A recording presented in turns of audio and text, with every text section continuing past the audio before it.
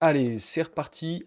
Exercice 6, cette fois-ci, c'est un exercice de probabilité, les dés. Les dés, un exercice sur 13 points, avec Gabriel qui lance 2 fois de suite un dé équilibré à 4 faces. Donc c'est un dé de forme tétraédrique, avec des chiffres qui vont de 1 à 4. Et Gabriel relève le numéro qui figure sur la face cachée du dé. Si Gabriel obtient 2 au premier lancer puis 4 au second, il note 2, 4. Il le note sous la forme d'un couple de 4. Donc petit 1, Gabriel a noté 3, 2. Quel numéro a-t-il obtenu au premier lancer? Eh bien, il a obtenu le numéro 3, puisque c'est le premier numéro que tu lis dans le couple 3, 2.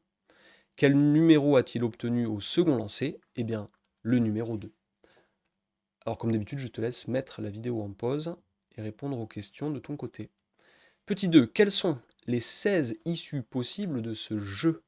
Alors là, il faut que tu donnes tous les couples d'issues possibles. C'est-à-dire, il peut faire 1, puis 1, il peut faire 1, puis 2, 1, puis 3, ou alors 1, puis 4. Mais il peut aussi faire 2, puis 1, ou alors 2, puis 2, 2, puis 3, 2, puis 4. Ou alors il peut faire 3, puis 1, 3, puis 2, 3, puis 3, 3, puis 4. Ou encore 4 et ensuite 1, 4 et après 2, 4 et 3, et 4 et 4. Donc là, on a bien 16 issues possibles dans ce jeu.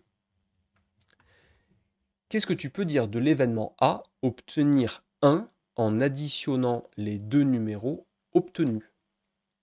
Est-ce que tu peux obtenir 1 en additionnant les deux résultats obtenus? Non, c'est impossible. Donc, on peut dire que c'est un événement impossible.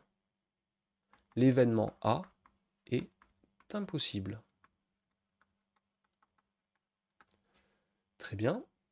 L'événement B, obtenir 7 en additionnant les deux numéros obtenus, peut être réalisé avec deux issues, soit en additionnant 3 et 4, soit en additionnant 4 et 3. Il y a deux issues qui permettent d'obtenir 7.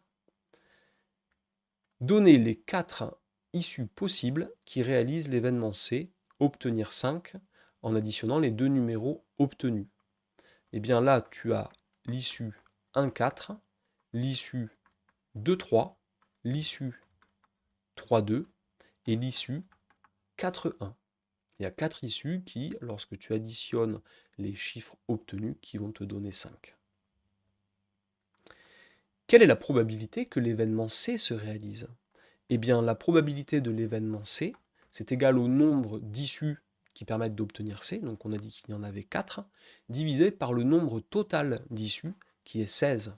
Donc ça fait 1 sur 4. Ça fait 0,25.